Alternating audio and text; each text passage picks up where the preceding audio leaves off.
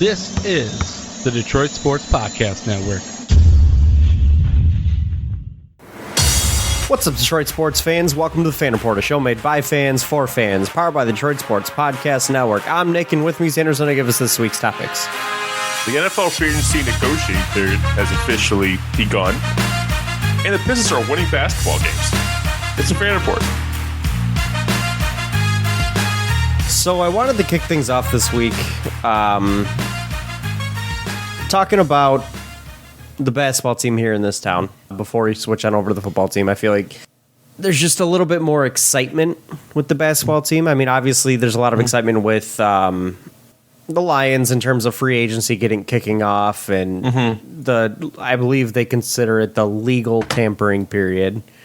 But right now, we've got a Pistons team that has, since the All-Star break, and even if you want to include it, the game before the All-Star break, they've been playing some good basketball. Winners of 6 of their last 8 as of the time of this recording. I don't believe they play tonight. No, sir. But by the time this drops, they have 1 or 2 more games. So I guess I first you guys will be getting this on Thursday, and they still have 1 game against the Bulls on Wednesday. Okay. Which I am going to go on the record. I fully expect a loss. But I mean, I fully expected a couple losses in the last 8 games, and they've given us, technically given us a couple losses, but I expected more than a couple of losses. We'll go with that. But if we're not going to have beef stew, that could hurt. But then again, Marvin Bagley's been stepping up quite a bit. And Olynyk had some good games here and there as well. So defensively down low, yeah, it's going to be issues. But offensively, they between the two guys there, they look pretty damn good. I'll take the blame for the Stewart thing. My fantasy team has been on fire, and I picked up Bagley for no reason on Sunday, and Stewart got hurt on Monday. Nice. So I'll take the blame. We've spent a lot of time dogging the Pistons bench this year. Did you know that they came into that game against the Hawks 6th in the league in bench scoring? I did not. In average bench scoring, I should say. Yeah. I was shocked to see that. 38.5 points a game. I was shocked to see that. Maybe it was 6th worst. I don't know. Maybe I read it wrong, but it was either 6th worst or 6th best. I would be much more inclined to believe 6th worst, but you never know. Either way, the bench outscored the Hawks bench by quite a large margin in that game. And so I want to kind of kick this topic off by asking you a question I've seen floated around on Twitter a little bit, but are the Pistons winning too many games? They've fallen out of the second worst spot, or the second worst team in the league, and fallen into that 3rd spot. They're, I believe, still 2.5 games behind the next worst team. But the way the Pistons are playing, they may approach that quite dangerously. Get dangerously close to falling outside the bottom 3 in the league, which would put them outside the highest odds to land the number 1 pick. So, Andrew, are the Pistons winning too many games? I mean, the easy answer is yes. The easy answer is we still need more talent on this team. And the way to do that, if you're a team like the Pistons, just through the draft. And winning 6 of your last 8 does not help you do that through the draft. But unlike last year where I was full-blown tank commander mode, get as close to that number 1 pick as possible, this year I don't know, like they took so many lumps in the first half of the season that it's just, I need to see this team do something for me to at least feel that we had something tangible here that we can build on. Like, you got to have something to believe in. If this win streak didn't happen, I feel like I would be going into this offseason completely unsure about the direction when I felt sure about the direction going into this season. So I do think there's a benefit to be had with winning these basketball games. Now, you still need to weigh that with the fact that we do still need a high draft pick. We still need a high-end talent on this team. And I am not completely like I was last year, like we need to try our hardest to get the number 1 pick. I'm pretty much okay being anywhere in the top 4. And then 3, 5 or 6, we'll talk. I would prefer top 3 personally. Well, yeah, but I don't know. I have a feeling that Banchero goes ahead of Ivy, which I have a feeling Ivy there. I mean, I could be very wrong. Obviously, I can't predict the future, but I don't think it's too far fetched to say that Ivy would be there at 4. No, but I don't want to risk it. Yeah, honestly, I don't want to risk it. So like, and I do. We have some cushion there. So I personally have not been too upset with the winning that's been going on, but if I start seeing a slip past that 4 spot, then I'm like, all right, let's relax. But right now, I'm choosing to take this as a positive in that this team is starting to gel. We're starting to see some of our pieces blossom, and it's renewing my confidence a little bit in Coach Casey as well. So, I'm going to agree with you for most of that. My confidence in Casey still is not renewed. I think the lineups he had in with under a minute left in that game against the Hawks were doo-doo. Like, I'm sorry, there's no excuse for having... I know he was having a bad night, but there's no excuse for not having Sadiq Bey in the final minute of that game. Of regulation, I should say. Isaiah Livers should not be taking a shot. I know he had a decent game, made 3 threes, but there's no reason he should be taking that shot in the last minute to try to tie that ball game up or take the lead. Mm-hmm. You're not wrong there. Beyond that, though, I do agree with most of what you said. And, they're not winning too many games right now. 1, because they haven't fallen outside that bottom 3. 2, because at some point, like you said, we need to see something, some semblance of some cohesiveness with this roster as it is, and some semblance of success. Cade's looked great, especially lately in terms of his stats. But if it doesn't translate to wins, well, then we just have another Andre Drummond on our hands. Sadiq Bey, same deal. And who knows with Jeremy Grant, but to see it, with the core 3 of this team start to translate into some wins and some wins against some good basketball teams. I mean, they beat the Celtics once, they beat the Hawks, they beat the Raptors. Like, they're beating some solid basketball teams in some of these games. That's important not only for the front office or the coaching staff or the fan base. It's also important to these players too. These young players that need to learn what it takes to win games in this league, because it isn't just putting up stats. There's other aspects that go into winning a basketball game that they still need to learn at the NBA level, and this is getting them that experience. And it also gives them a little bit of confidence and a little bit of, hey, we can, we're not just a team that's going to get steamrolled in this league. We can win some games if we play this way or that way. And as I've been thinking about it throughout the day, because we posed this question earlier today to each other, as I've been thinking about it throughout the day, you know what it kind of reminds me of a little bit? And I'm going to compare this to the Lions in their season. Because think about your beliefs and your mentality in terms of the Lions roster and the Lions coaching staff throughout the season. When they were 0-10-1 or whatever, we had no belief in Dan Campbell. We were questioning if he could even come back next year. We had no belief in Brad Holmes and his ability to put a roster together. Jared Goff, we wanted him gone that day. Like, we had no belief in that roster whatsoever. But because they started winning a couple of games late in the year, we went, think about how your mentality has changed on that team. People are starting to believe in giving Jared Goff a shot. People believe MCDC is the guy that can coach this team to win. People believe in Brad Holmes to put together a winning roster. Not quite there yet on Jared Goff. No, I'm not either. But there's a lot of the fan base, and even the media is fine with giving Jared Goff the opportunity to sink or swim with this roster or with this team. And you know what? At this point, I'm okay with that too. Like, he's got it. Next year is his shot. It's his tryout. He's got a 17-game tryout next year to determine whether or not he's our quarterback. I mean, I'd rather give Jared Goff a shot than try to take a quarterback. What will probably be 2 years in a row if you take one this year. Oh, I 100% agree. But comparing the Lions, the mentality that we have towards the Lions and their collaboration, their team that they've put together there between the roster and the front office, our thoughts and beliefs in them have changed in a big way because they were able to win a few games late in the year. And the same goes with this Pistons team. I don't want to say I was beginning to question some of the makeup of the roster or Troy Weaver at all, but I'd be lying if I didn't say it started to creep in, because now it's not so much I question some of the guys in the team, the young talent. It's more so I questioned how close this team can actually be to becoming a winning roster. And are we actually in the timeline of some of the guys we think will be on this roster? But now that I'm seeing this team start to gel a little bit, put some wins together, be competitive in games, I'm starting to sway back. Okay, we may actually only be 1 or 2 years away from being a competing roster. We add a high-end talent in the draft and hit on him. We bring in a free agent or two. We're competing at that point.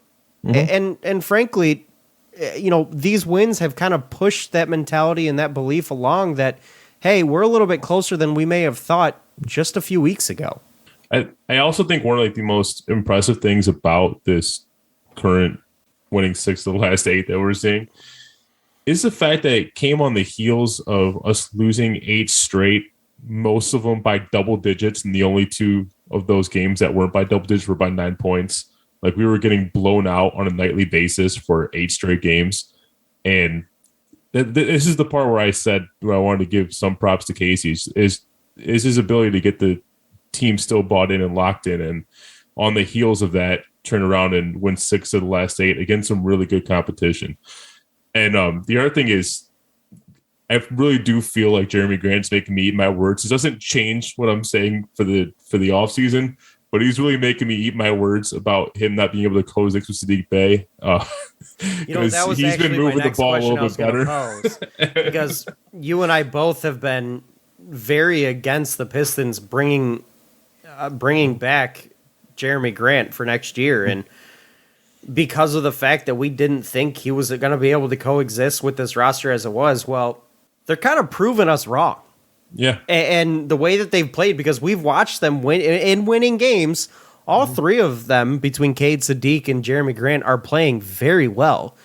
And I'm not saying that like whoever we get in the draft is automatically going to have to be the number 4 guy, but as of right now, things are looking a little bit better with this roster as is. And I've always been on the train of we need to trade him. We need to trade him. We need to trade him. He doesn't work. He's not part of the future. I'm kind of starting to renege on that a little bit. Like, I'm starting to fall off of that a little because of the way that I've seen. But that's with the caveat saying that Jeremy Grant has to be willing to be a number 4 guy on a team that involves, say we get Jaden Ivey, involves Cade, Ivey, and Saddiq. He would have to willing to take a step back. If we weren't facing having to re-sign him long term, I'd probably be okay with him being on this team. It's the idea of extending a guy who will be going into his 28-year-old season. I think he turns 28 in a few days here. And the fact that by the time the team is actually going to be ready to compete, you're talking about a 30-year-old forward that you're paying big bucks to, it's a ticking time bomb on that roster. And I don't necessarily disagree with you there. I think that paying $25 million to Jeremy Grant isn't ideal. But looking at the free agent market that's out there, because looking in a couple of years, if we're not able to land a couple of these guys, maybe we do look at bringing Jeremy Grant back. And is that the best option? No.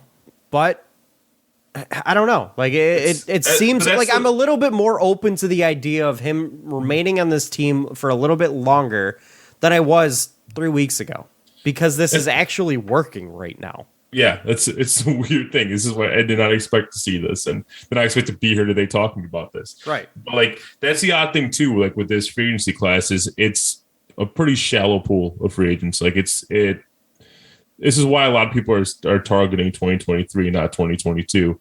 I can really see Troy Weaver throwing out a bunch of team-friendly deals this offseason, some prove-it deals, and try to preserve that cap space as best he can for 2023. And so in terms of seeing if you swing out on the 2022 free agency class, I don't expect us to be swinging for the fences to begin with. That's what scares me. Which, if I had to be honest with you, I'd be a little bit disappointed if we weren't trying to get a really high-end talent in that 2023 free agent class. So, 2023, yeah, we should be swinging for the fences there. Yeah. I'm talking about this offseason where you can, after this offseason, you're going to have to make a decision on Grant. Right. In my opinion, the roster makeup that I still envision for this team is Cade and whoever we get in this draft are your 1 and 2. And then your number 3 is hopefully, whoever the big signing we make in free agency between this offseason and next offseason. If it's a Miles Bridges. All right. I'm fine with Miles Bridges being a number 3 guy. Or we're talking Sadiq is number 4. That's an elite and number then 4 Sadiq option. as your number 4 option. I mean, I'm not going to be upset about it. And so frankly, my ideal makeup would be Cade Cunningham, Jaden Ivey, in this situation, Miles Bridges, Sadiq Bey, and whoever we have playing at the 5, whether it be Isaiah Stewart, Marvin Bagley, or insert a guy that we may have signed. I don't know. It just depends. Or if we take a 5 in this draft, it just depends on what we go with this draft. So, and frankly, I think that roster is good enough to win at that point. But that's if we get Miles Bridges or whoever. But I think that's kind of what my ideal makeup of this Pistons roster is to have Sadiq Bey be the number 3 or number 4 guy. And I think that's a given with what we hopefully are going to end up getting in this upcoming draft. Yeah. I did want to talk about Isaiah Stewart for a second. So he went down with injury yesterday. Doesn't seem to be too serious. It looks like it's just a bone bruise, so he's going to be reevaluated. I heard in it about a week, yeah. Yep. But I think we all expect Marvin Bagley to get the starting nod against the Bulls on Wednesday. Now, Marvin Bagley coming off the bench, and that includes the heavy minutes he got last night with Isaiah Stewart out. In his last 4 games, he's averaged 16.8 points and 6.5 boards per game on 57% shooting.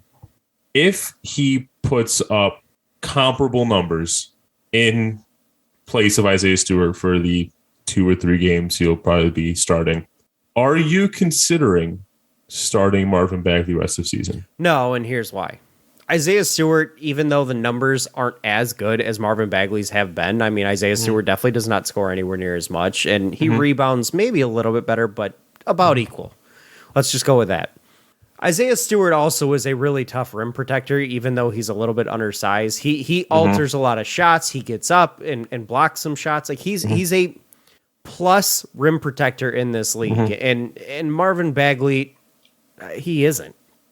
Yep. So I think very good point. I think what Isaiah Stewart brings on the defensive side of the ball around the rim is something I would value a little bit more than Marvin Bagley's ability to score. And frankly, I would rather see Marvin Bagley on the bench honestly to the point where if they started Olynyk over Bagley, I wouldn't be upset.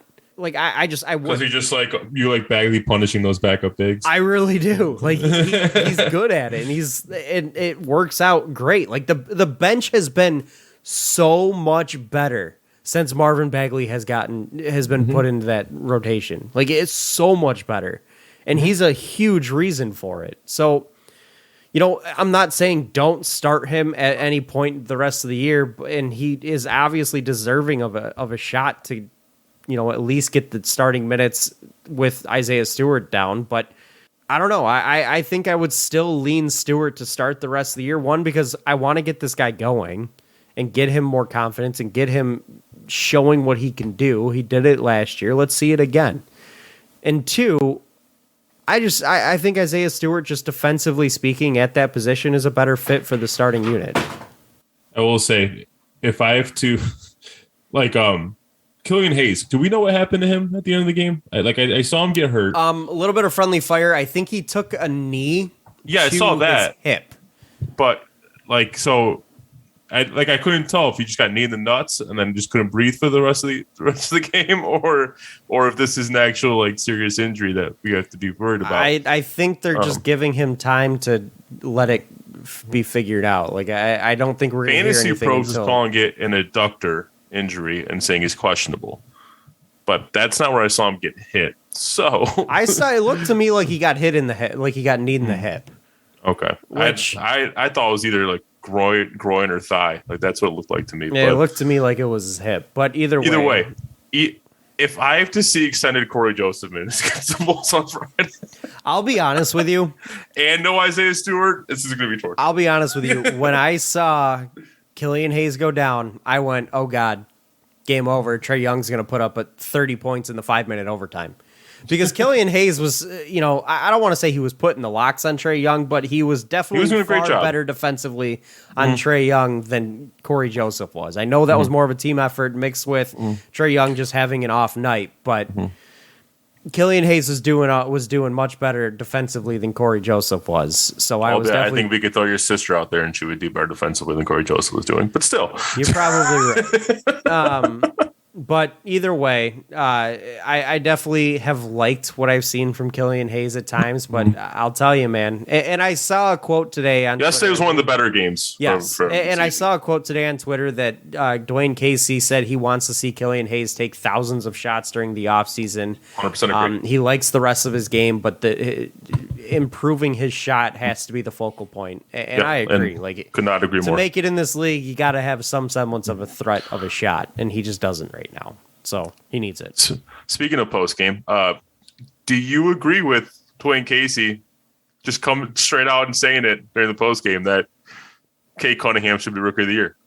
I love it. I love when a coach supports his player. I always have and I always will. Like it. And when a coach comes out and supports his guy, that means he believes in him too, and he wants to get the players behind him. And I 100% agree with it. And first off, I agree with the take.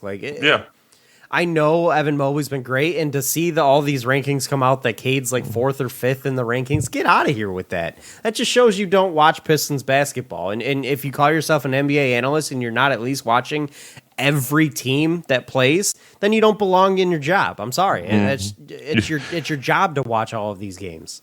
You referencing the garbage take that Hollinger put out there? Yes. It's just absolutely awful. Like, that dude he straight up just hates the Pistons. Yeah. He hates the Pistons, hates Detroit. Like, he came out and said that the Marvin Bagley trade was the worst trade that's ever happened. Like, first off, it ain't that big of a deal. It was Marvin Bagley and a couple of bench guys that are no longer under contract after this year. What did we lose there? Nothing. Like, he just hates the Pistons. That's all it is. Yeah. Terrible take. But you see what Russo said about him too? In that conversation? He said he thinks Mobley is the Rookie of the Year, and he's hoping other voters see it that way too. He thinks the points per game crowd is going to push for Cade Cunningham, but Russo also said he's not in my top 3. Like, if you really are narrowing Cade Cunningham down to a points per game argument, then you don't watch don't watch his games. I'm sorry. Like, that's just a fact. Yeah. If you think that he's just a scorer, you're not watching Pistons games. Yeah. And you know what? You're making it sound like he's Jalen Green. To their, to the benefit of them, not a lot of people are watching Pistons basketball games unless you're a fan or it's your job. But frankly, it is their job. They should be watching these games. So, but they should have league pass and be catching as much as they can because they have nothing else to do. Another point on why I haven't entirely bought into Dwayne Casey still, even though they've been playing better basketball, is the way he handled Saddiq Bey last night. Saddiq Bey had 9 points in the first quarter, and then Dwayne Casey decided to sit him out for 11 minutes. Yeah, I was wondering what happened there. Dude was red hot, and he straight up just put him in the freezer. He said, "Oh no, you're too hot. Go sit in the freezer." And then he was dead the rest of the game. I remember when Saddiq Bey came back in, when I saw him take a shot in OT, I go, "Oh yeah, I forgot. Sadiq's on the basketball team." Like he disappeared. You can justify how he handled Saddiq in that game. Like, it was terrible. Saddiq had an awesome first quarter, and then he literally just put him on ice and said, "No, you're good. Thanks, but no thanks." Why? But I do find it concerning that Saddiq played like 32 minutes, and I barely noticed him on the court after the first quarter. Like, you know what? I'll say this. Sometimes not being noticed can still be a good thing. The best corners in the league, the best cornerbacks in the league are the ones whose names you don't hear called. Yeah, that doesn't only apply to basketball. It does defensively, because if defensively, torched, then you're gonna know about it. But so he obviously did his job defensively, but offensively, yes, you're 100% right. I mean, again, I think that's been Saddiq since he became head Bandique. Like, he'd be really good, and he has a random game where he just though, I honestly don't know how much blame I can put on Saddiq. Dwayne Casey, I think, screwed him up in that against the Hawks. Like, there's nothing argued to be made. Like he was hot in the first quarter, down and then for 11 you put him on minutes. ice. Yeah. He literally sat him for the entire second quarter. How can you do that to a guy who starts red hot? If somebody did that, saw Isaiah Livers hitting shots. What, 3? Woo! Who cares? Like, Speaking of, Isaiah Livers has been a little more impactful than I expected him to be.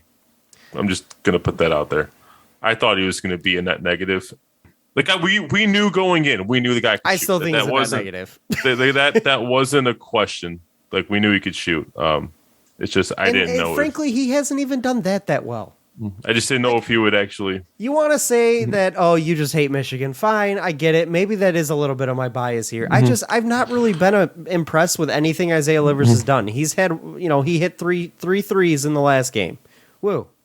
You know who also hit 3 threes? Wayne Ellington. You know who else did? DeLon Wright. Like, there's so many different players the Pistons have had on their roster that Reggie Bullock. There's another example. Like, there's so many guys that you can plug in and play the same role, and they do it just as fine or better. Like, he's been a non-factor in my mind. Yeah, I mean, it's not hard to find the 3-point shooter in today's NBA. That only has to take 4 or 5 threes a game. Like, yeah, it's not that hard to find. I know we want to like him here in this town because he went to Michigan and everything. I don't know. I just don't see anything about his game that makes me say, oh, we got to keep this guy around. It doesn't move the needle. I did not expect him to be able to stick in a game for as long as he stuck in the Atlanta game, for example. Maybe some of that was high necessity. In the game at that point, though. Like he stuck around despite the fact that he shouldn't have been there. Like, there's no excuse for not having Sadiq Bey in that game late, despite even if he was shooting terribly. Like, he's one of your best defenders on the roster. You need to hold the other team. Like, I don't know. I was frustrated with the way Dwayne Casey handled the lineup at the end of that game, personally. One more point on Killian. I was so happy to see, like, there were a couple plays where he would just catch the ball at 3-point line and without hesitation just put it up and not second, like he's open and he didn't second guess it. Like, that's what I wanted. I know you don't want him to be chucking up shots because he's not a shooter, obviously. We all agree on that. I do want to see that confidence, at least when he's open, just take the damn shot. If it's a good shot, I have zero issues with Killian taking it. One, I don't care if he shoots us out of games this year because losing doesn't hurt us this year. It doesn't. I would rather see him build his confidence in his shot by willingly taking the shot, by having the green light when it's a good shot, than him being hesitant and not shooting, because then he won't ever develop it. Yeah. So, no, I have no issues with him taking the shot without second guessing it, just pulling up when it's there. I have no problem with that. Now, if he starts taking bad shots, that's where I'll get, all right, let's stop being Josh Smith here. But until that happens, I have no issues with him taking shots. I know he's not going to make them all, and most of them and I know he's going to miss most of them, but I'm okay with him taking them. In fact, I'm happy with it. Agreed. Well, I agree. So, anything else to add with the Pistons before we move on here? No, I am very curious to see what Marvin Bagley does as a starter against the Bulls tomorrow. I am too. Because I'll be honest with you, as of this point, the Marvin Bagley trade is an A+ in my book. A+. Not according to Hollinger, but... Well, Hollinger's an idiot who doesn't watch basketball. Anyways. Let's talk about a sport that Hollinger probably spends more time watching. The NFL. Primarily the Lions is what we're talking about. I bet you he doesn't watch the Lions, though. The Lions, we mentioned a little bit in the last segment where your beliefs as a fan base in this team are quite a bit different than they were at the 8 weeks into the season. And the Lions have actually been a pretty popular pick to turn things around this year, even have a shot to fight for the playoffs. And it has a lot to do with emergence of guys, the fact that you didn't expect to be contributors, the fact that the Lions own a lot of high draft picks in this draft, Jared Goff turning things around late and being a productive quarterback, and that people believe in Dan Campbell to be a motivator of men and get his guys ready to play. With that being said, obviously the Lions still have a lot of holes. And one of the most glaring holes is at the wide receiver position. And this year's wide receiver, not only free agent class, but also draft class is abundant. Now, I know that most of the higher end receivers in this free agent class have been claimed or franchise tagged, but there's still a lot of names out there. And Andrew, Antoine Randall, the wide receiver position coach for the Lions, has come out and said, "Oh, we're going to be big players in the free agent market and in the draft at this position." He said he's anticipating 1 in free agency, 2 in the draft. Is that what he said? Mm-hmm. Or did I get it backwards? I think it was 1 in free agency, 2 in the draft. 1 in free agency, 2 in the draft. Mm-hmm. Before we get into free agent talk about it, what are your thoughts on the Lions being that aggressive at the wide receiver position at this point in their rebuild? It's one of the biggest holes. I mean, I know the taboo around. It is their biggest hole. Yeah, like I know the taboo around like drafting. Let's talk about drafting wide receivers. I know the taboo around drafting wide receivers, but there's also a giving big money to wide receivers is a big one. Yep. But there's also a point where you have a hole on a roster and you need to fill that hole, no matter what that position is. And it's just as bad to go into an NFL season looking like we did last year. Like, thank God Amon-Ra St. Brown ended up being as good as he was, or else this would have been a historically bad wide receiver group. But it's just as bad to go in that thin at wide receiver as it is to go in super heavy on wide receiver, having a lot of money tied up. Not just that, but not with a team built to win also. Yeah. So I am all in. I'm all for targeting wide receivers. I'm all for it. I don't think the Amon-Ra St. Brown show can carry on as a solo act for a second season in a row. He caught the league off guard last year. I think he will be a focal point for defenses this year unless we can get some focus off of him. That's a really good point right there. Is you could see a drop-off for Amon-Ra St. Brown if we don't add some pieces, some high-end pieces to go around him to keep the attention off him, because he is a slot receiver. So if we can add some guys out wide that can take the pressure off him a little bit, you may actually start to see him open up a little bit more than you thought he would.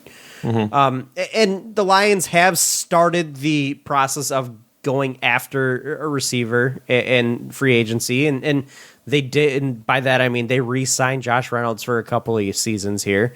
So he is going to be back with the team, and he actually looked pretty nice. And he still has familiarity with Jared Goff from his time in the Rams, and he, again, looked pretty nice in his short stint with Detroit last year. So that is one name to pair alongside there that I don't hate. You also have Quintez Cephas coming back, but I would like to see him be your number 4 receiver, honestly. But I think the Lions still need to do a little bit more.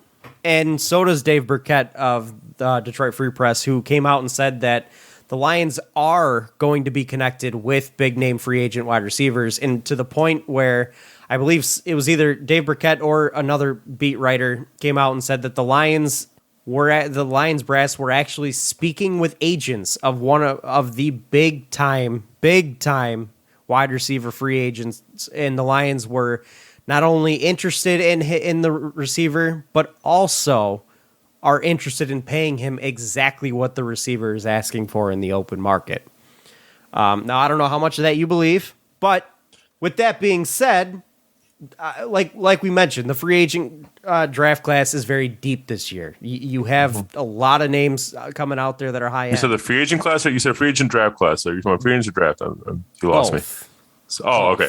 The draft class is very deep, but also the free agency class does have a lot of names. Also, obviously the big names like Devontae Adams, Chris Godwin. The big names are all basically gone. Devontae Adams, Chris Godwin were franchise tag today, and then Mike Williams signed a 3-year deal with the Chargers to stay there.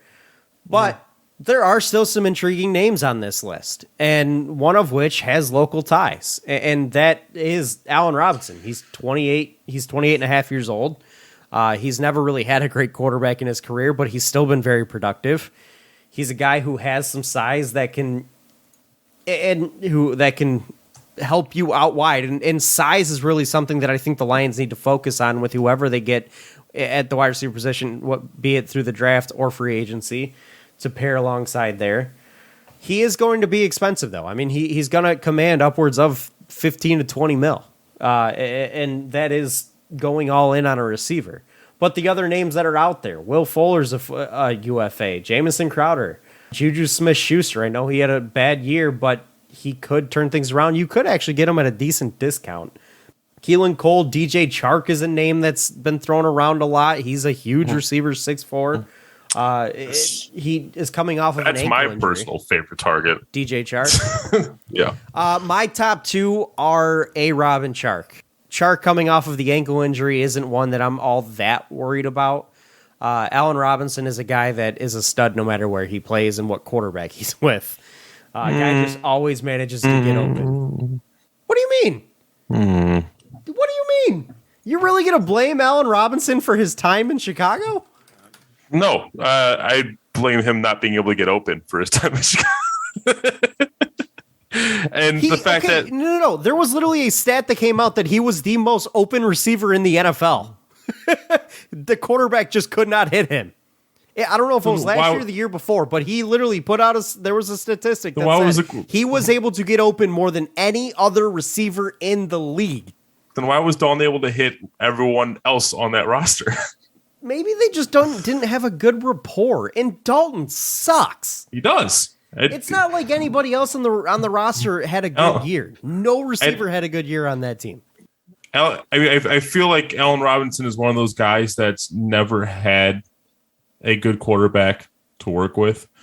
And I used to like him a lot early on in his Darnell Mooney career. had a solid season with the Bears last year. I'll give him that. Yeah, that's what I'm saying. So like Allen Robinson's someone who's never had a solid quarterback to work with. I used to like him a lot early on in his career. A-Rob also only played 12 games last year. You got to remember that too.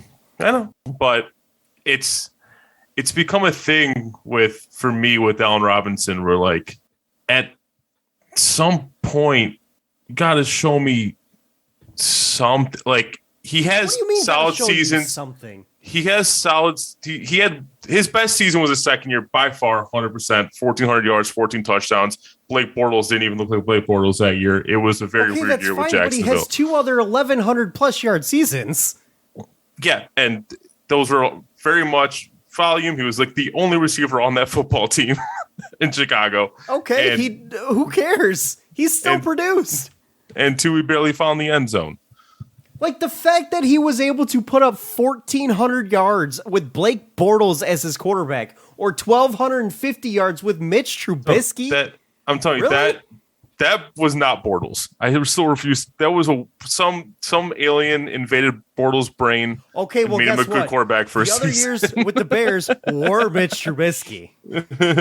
Like, I don't know how you can say this dude hasn't been able to produce despite the quarterback he's been forced to play with.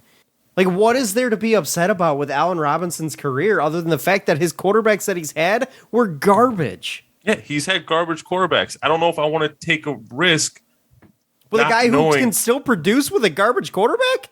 A guy who's going into age 29 year and throwing big money at him.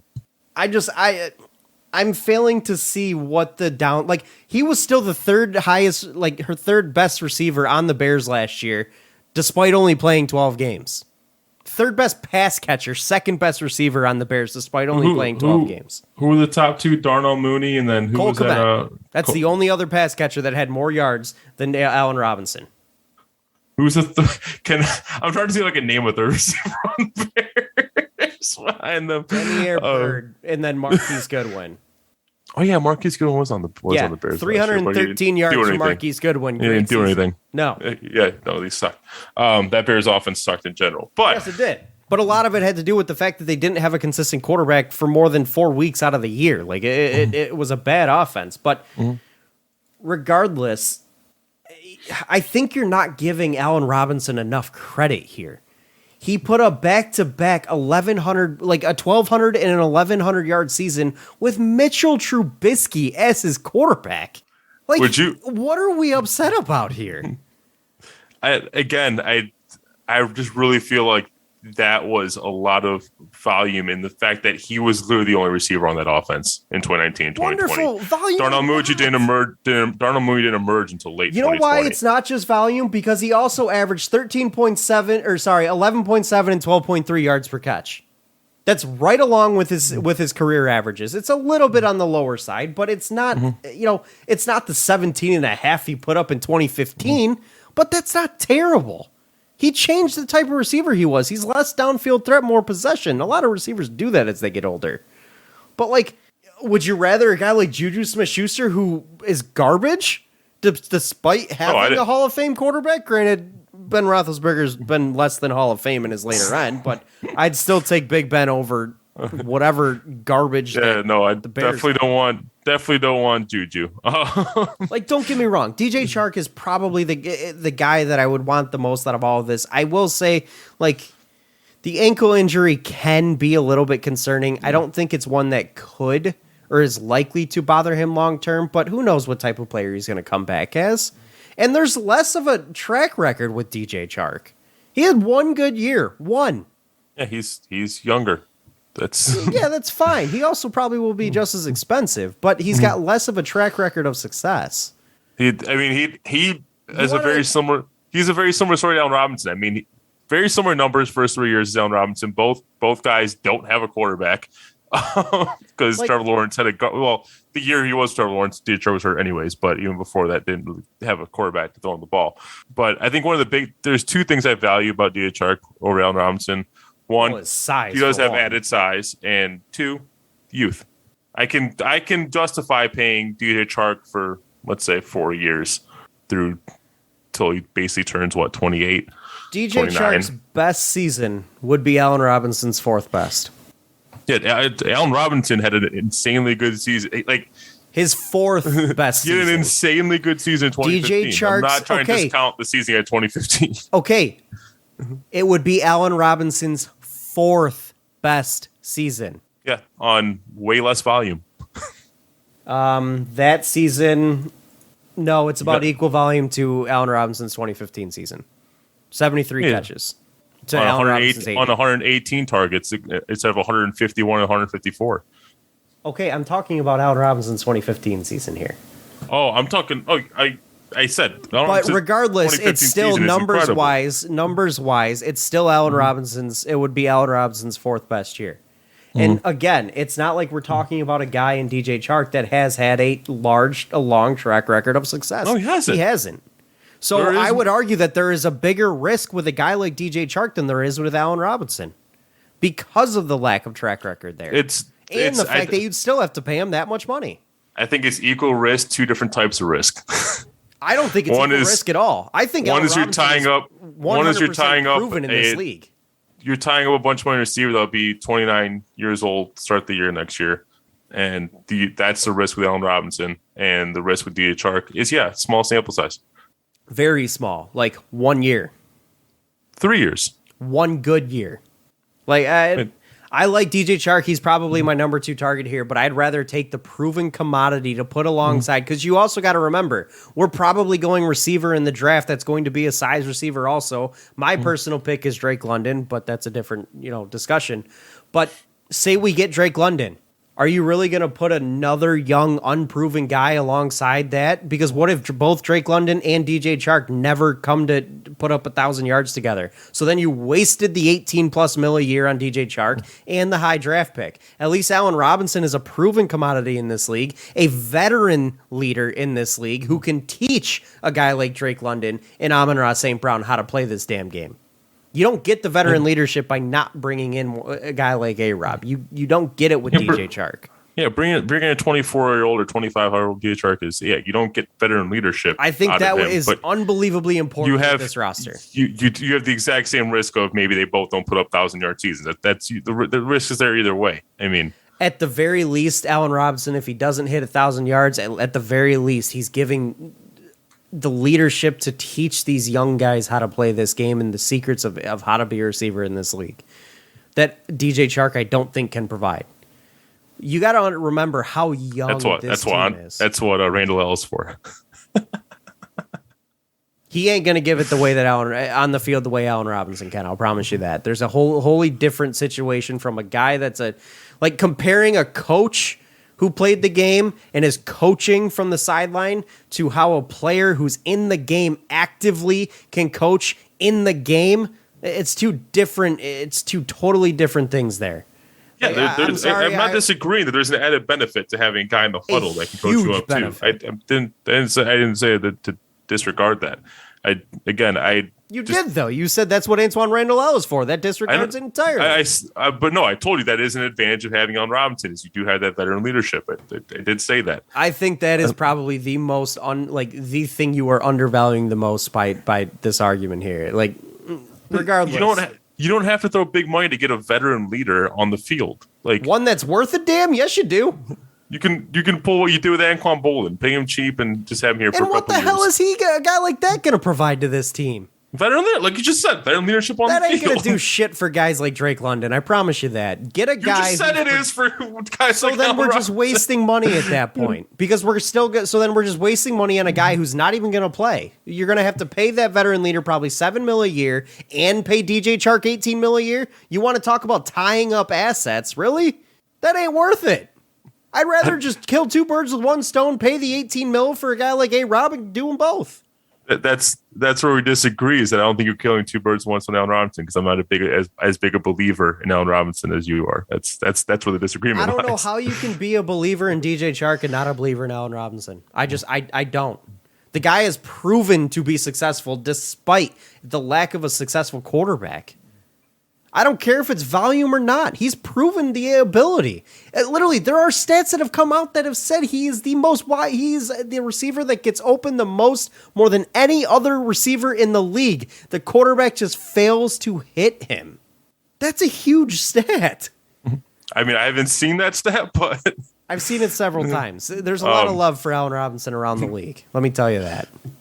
All I'm saying is, like, when you're bringing a guy in who's like 29, you know what he is, and we know what Allen Robinson is. Like at best, 1,000-yard receiver. Yeah, on 150 targets. Like he's going to. Okay, fine. I'm fine with throwing him the ball 150 times. If you have guys like Drake London, Amon-Ra St. Brown, you still want to give Allen Robinson the ball 150 times? Why not?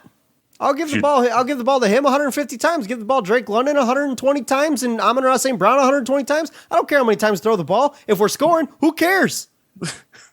Not to mention you still got to feed DeAndre Swift out the backfield too. Honestly, some receptions. If we have a receiving core that's this good, DeAndre Swift can catch 4 balls the entire year for all I care. That's like one of his big strengths. Sweet. Catching passes out of the backfield. He can catch 4 balls for all I care. You're going to change the whole makeup of this team for Allen Robinson? That's how bought in you are? If the receiving core is that good, why? What are we upset about then? If we got a receiving core that features 2,000-yard receivers, what are we upset about? I have my doubts that he'll be a 1,000-yard receiver with the Lions. I have my doubts that anybody will be a 1,000-yard receiver with the Lions. Frankly, you know what I see for DJ? You know what I think is the most likely outcome for a guy like DJ Chark on this Lions team? 575 yards. Why? Because there's no track record of success. And Jared Goff, I don't know that I believe in as a quarterback on this team. Don't get me wrong. I think DJ Chark can be a great receiver for this team, and I think he's got a really high upside. But there is zero reason for me to believe that he can contribute outside of the one good year. Where, by the way, he played with no other good receivers. And don't give me D.D. Westbrook or Keelan Cole because they're dog shit. Yeah, as I told you, it's a very similar story to Allen Robinson, except you're getting a younger guy. And giving up veteran leadership that is drastically needed in a very young receiver room. But then you'd rather tie up money in like a 30, like when he's like 31 years old, just so you have a veteran leader. First off, how do you know you're going to have to pay him for 4 years? Second of all, you just said you're going to give him whatever you want. I wouldn't give him a fully guaranteed. I'd probably guarantee 2, maybe 3 years. And yeah, I'm fine paying a 31-year-old $18 million if he's still producing.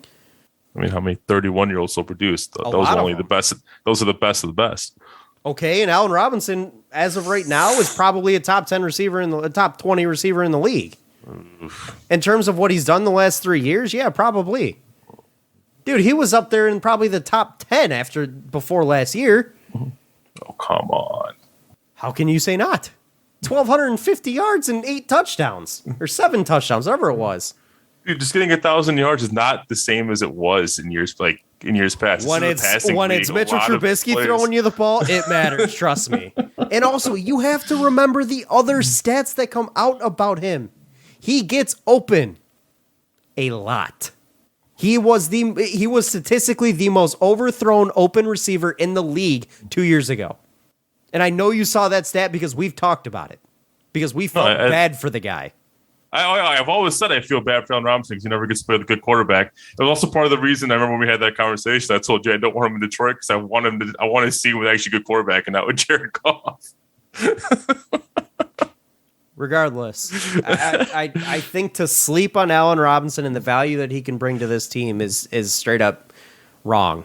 And frankly, the conversation, the agents that for the not to mention, don't you think DJ Chark will come cheaper? No, I don't. I think DJ Chark will be equally, if not more expensive than Allen Robinson because he's younger. I think DJ Chark fetches close to $20 million a year this offseason. Maybe I'm overvaluing him a little bit, but I truly believe he gets somewhere in the range, the same range that Allen Robinson will, if not within a couple $1 million. What if this mystery star receiver is Amari Cooper? You paying him? I believe it's actually already been confirmed that it's Allen Robinson. Who confirmed it? I've heard some beat reporters that are like on location have said that the mystery receiver the Lions have been talking to their agents is A-Rob. Well, play along. I'd sign Cooper. Hell yeah, I'd sign Cooper. He's hit 1,000 yards, 7 of 8 seasons. He's a guy who's got size. He scores a lot of touchdowns. Why wouldn't I go after a guy like Cooper? Sure, he has problems staying healthy, but you know what? So does every other player. So does every other receiver in this league. You want to talk about a guy that struggles to stay healthy? Look at DJ Chark. Guy's got a busted up ankle, which we don't know if he's going to come back from. That's the other thing I'm worried about was how bad was this ankle last year? It's obviously bad enough to keep him out for the rest of the year. You're getting more worried as the conversation goes on because we started this off with you not worried about the ankle. I'd be lying if I said it's not a worry. Do I have belief he comes back from it? Absolutely. Like, yes, I think he will. It's not like it's an He's ACL. A young receiver. A broken ankle doesn't usually ruin a young It's not like it's an receiver. ACL or an Achilles. It's a broken ankle. But how bad was it? That's the part that worries me. The fact that he had a broken ankle and was literally out for the entire year, that worries me. Like, most of the time, guys are able to come back, 10 weeks later. But the fact that it was a surgically repaired ankle worries me. Would you sign Amari Cooper? If I was going to be like, because I'm where you are, like, in terms of a mystery high profile wide receiver, I feel like it's going to be either Allen Robinson or Amari Cooper. Those are easily the two biggest names left. As far as I know, Amari Cooper's agents, I don't think are technically allowed to speak to anybody yet. Yeah. Because he's still on a roster. He has not yet been cut from the Cowboys. So I don't think they are technically allowed to speak to anybody. And these are confirmed conversations. So the Lions could be risking losing draft picks by this coming out. But it just in general, though, like when I look at this team, I feel like signing a guy like Amari Cooper is a win now move when you're not really a win now team. Kind of like what the Kings did with DeMontis Sabonis. Well, then what's the difference between signing a guy like Amari Cooper and signing guys like Allen Robinson and DJ Chark? Well, that's why I'm more in the 18 million. That's a big range. reason where I'm more on the Chark side because he's a lot younger. Okay, but you're still paying him 18 plus mil a year. That's still a win now move. Doesn't matter that he's younger. Yeah, but at least in terms of a timeline, you might still be able to have an effective DJ Chark if he pans out when you're ready to win football games. That's what I'm saying. Amari Cooper ain't that old. He's only 27.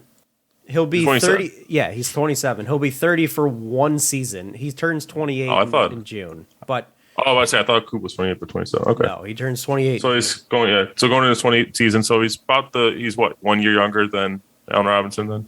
Yes. Yeah.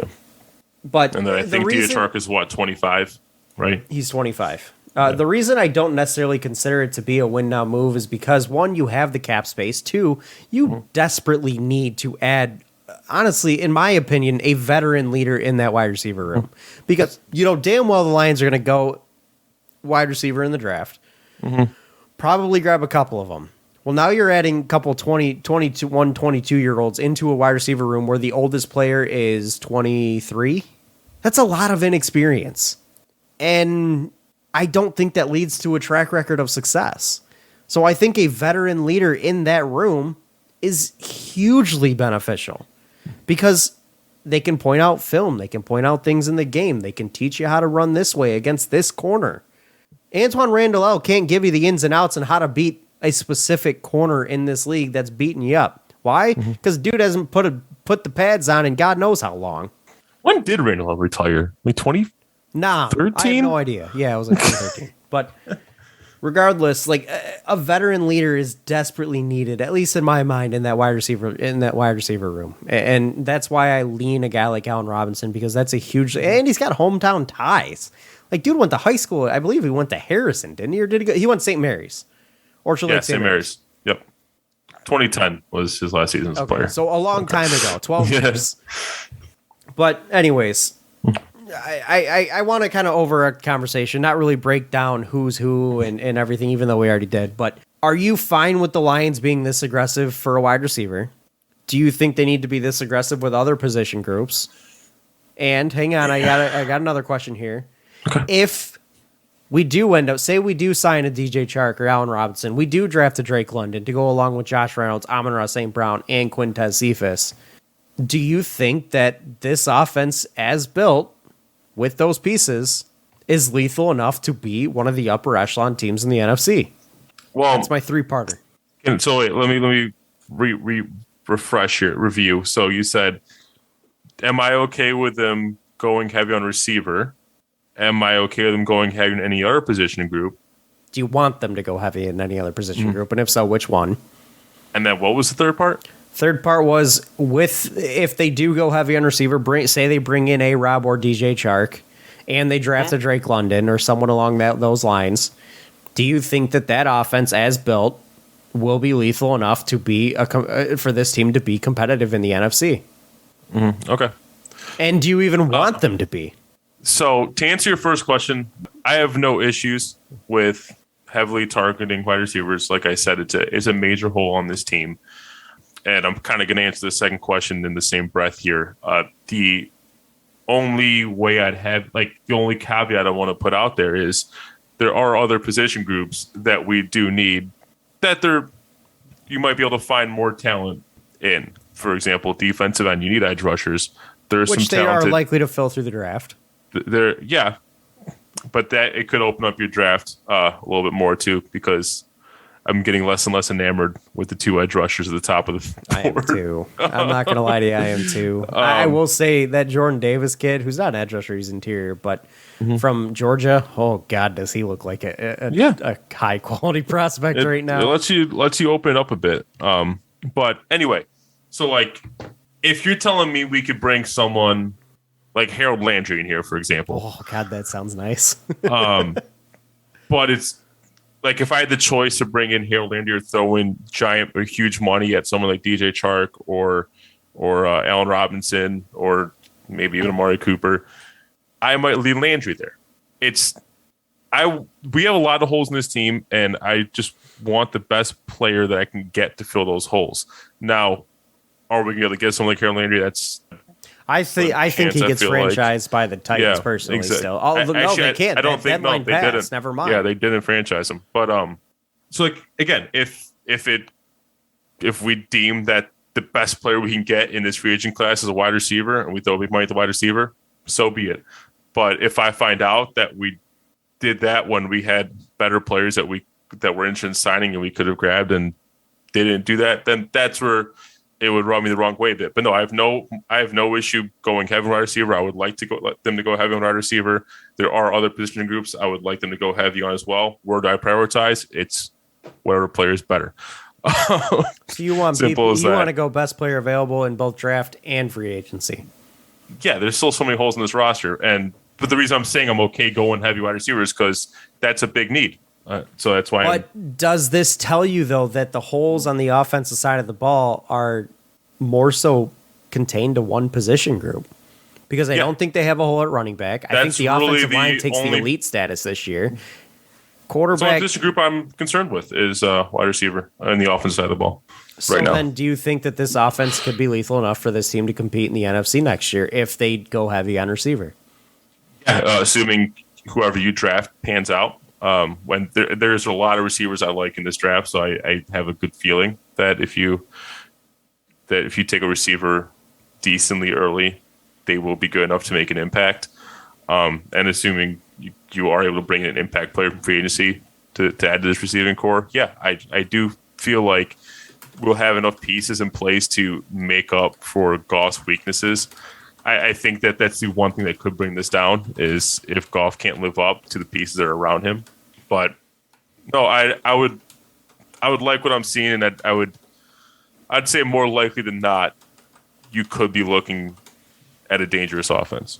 I agree with you, but it's still going to be hinged on the play. We got to see the Jared Goff that played with the Rams. Or was it the Jared Goff that season? Closed out the year? Yeah, for this offense to be lethal for sure, and that offensive line's got to live up to the bill as well.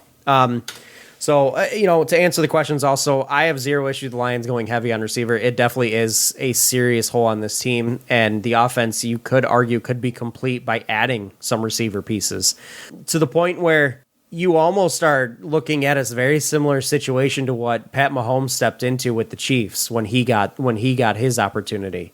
He had an elite tier offense ready for him, and then he made it better by stepping in. So even if Jared Goff isn't the guy, if we find the guy in the draft, not free agency, next year, well, they're going to have an offense to sink or swim with. That's for damn sure if you go heavier on receiver. Other position groups that I would like to see the Lions go a little bit heavy on, yeah, I 100% agree with you. It's defensive line, it's primarily defensive end and linebacker. That front seven on the defense definitely needs to be shored up. And I do think the Lions could be contenders. If we get Jared Goff that closed out last year and we add big money or big assets into that receiver core, yeah, it could be intriguing. The defense still has to play well. You got to shore up that secondary. For sure, and you got to add pass rush. But so, Andrew, to close things out, I want to give you two scenarios, of how the Lions offseason could look, and I would argue that these are probably the two best case scenarios that you could have with depending on the philosophies that we just gave. Scenario one is going with your philosophy because I love Harold Landry also. You sign Harold Landry in free agency, you pay him the money instead of going after a receiver. And then you draft Jordan Davis, number 2 overall. Because you no longer need that pass rush, you grab Jordan Davis to shore up that interior. You then go Drake London, wide receiver, or insert the best available wide receiver at 32. With your next 3 picks, you go any combination of, in terms of best player available in these 3, linebacker, safety, wide receiver. That's scenario 1. You better come heavy with scenario 2 because you're gonna have to real talk me off that ledge. Now, don't get me wrong. I'm sitting pretty with scenario 1. I mean, scenario 1 does sound kind of nice, doesn't it? I still think there is something to be. You're putting a lot of eggs in for the offensive success. You're putting a lot of eggs in the basket of that draft pick at 32. You are. But I love what we're doing to the defense. That's right, what I'm but saying. If that doesn't succeed, I think you're looking at an 8-8 team. Mm-hmm. Or an 8-9 or 9-8. I don't think you're looking at necessarily a team that's in the upper echelon of the NFC just by how important the offense is. But 9 wins. That's still a 6-win improvement. It is, but where do you improve beyond that? You got to get a new quarterback at that point. You probably got to go with another receiver that you may not have the cap space for now. You hope that adds like the extra 3 wins that you need to be an actual contender. All right. Well, what's scenario 2? Scenario 2. You go DJ Chark or Allen Robinson in free agency. You shore up that wide receiver group. At 2, you grab Aiden Hutchinson or Kayvon Thibodeau, 2 of the top-tier premier pass rushers in this draft. They're big names. They're top-tier prospects for a reason. They've largely been called the number 1, number 2 pick for a long time. 32, you grab, again, best receiver available, Drake London or Olave or whoever is out there. Then beyond that, you go linebacker, safety, pass rush, any 3 over the next 3 picks, best player available at that spot.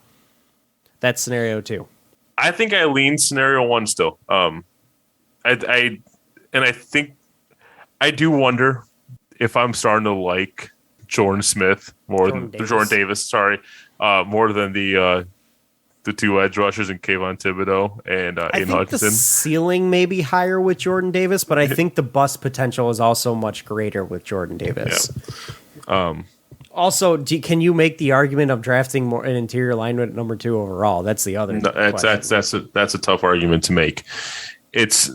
But in general, I don't think I'm high enough on the receivers that are left for me to that's what I think. It's what pushes me to scenario 1 than scenario 2. I'm not high enough on the free agent receivers that are left to be willing to sacrifice a Harold Landry and then potentially adding a Jordan Davis to that defensive line and just having just overnight possibly having an insane improvement on that D line, and potentially if he pans out, get a second good young receiver in this offense. That one, I'm not.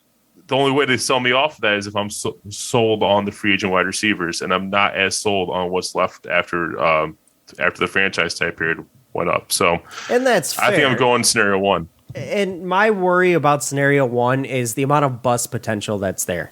You are taking a lot of risk with the top 3 options here, and Drake and the wide receiver at 32, whether it be Drake London or Olave, totally unproven.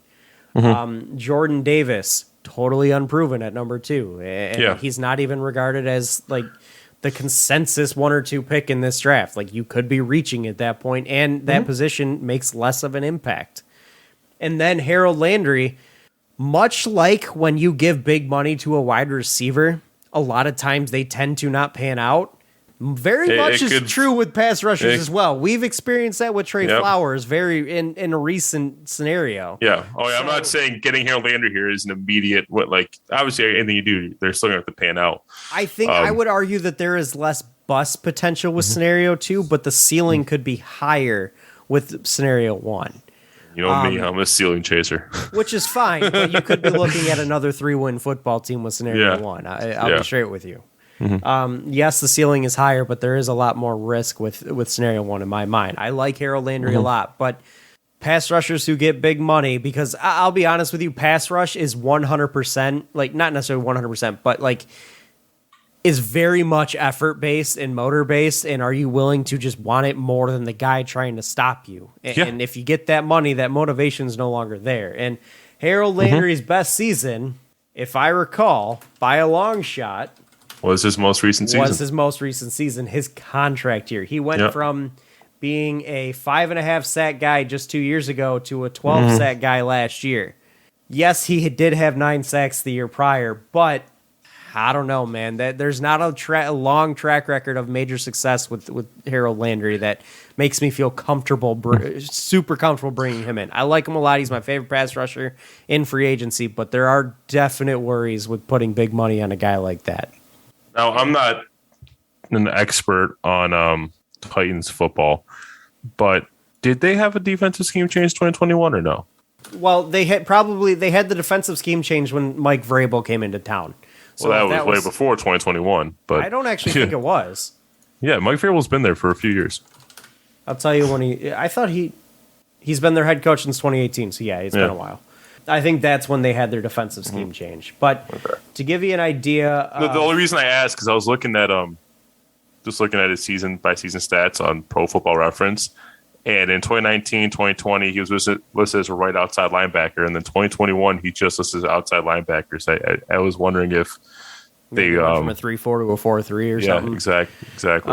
Which could be the case. It does look to me like they may play now it looks like they play a 3-4 still. I can't remember. But looking at that roster and the stats from this past season, they had a few guys that were pretty damn good at getting to the quarterback. They had Simmons that grabbed Jeffrey Simmons had 8.5 sacks.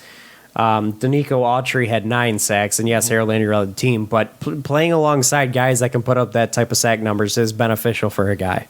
Yeah. So there's that aspect as well, because frankly, he won't really have that luxury here. Not yet, anyways. But either way, frankly, if it were me, I don't know. I like both scenarios. One concerns me a little bit more. One concerns me a little bit more, but 2 doesn't have quite the ceiling. So I'll take the risk and I'll go with 1 because I do really like Harold Landry. I wanted the Lions to take him in the draft. Yeah, I remember originally. That. So I'll take Harold Landry. Now, what if the Lions did this? They brought in Harold Landry and then drafted one of Aiden Hutchinson or Kayvon Thibodeau. That's your pass rush right there. That's your pass rush. As long as they don't bust, your pass rush is set. That's that. You're not wrong there. So, but anyways, obviously the whole overarching thing There's with so this. many options. Right, but the whole overarching thing with this conversation was the Lions are actually improving, and there's stuff to talk about here, and that's encouraging by itself because I'll be honest with you, the Lions just kind of played the way they did the first 8 weeks throughout the whole season. We wouldn't be talking about what moves could the Lions make to be competitive in the next season. But right now we are talking about what moves the Lions could make to be competitive next season. And we gave 2 scenarios where they could be.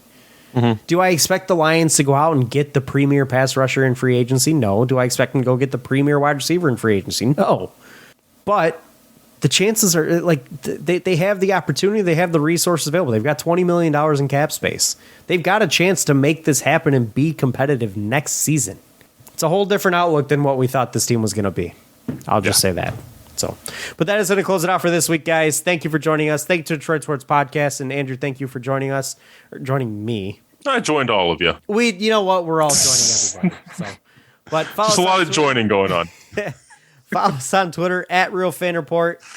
And we will catch you guys next week. This has been the Fan Reporters by fans. For fans. Have a good one, guys. Enjoy your week. Peace out. Peace.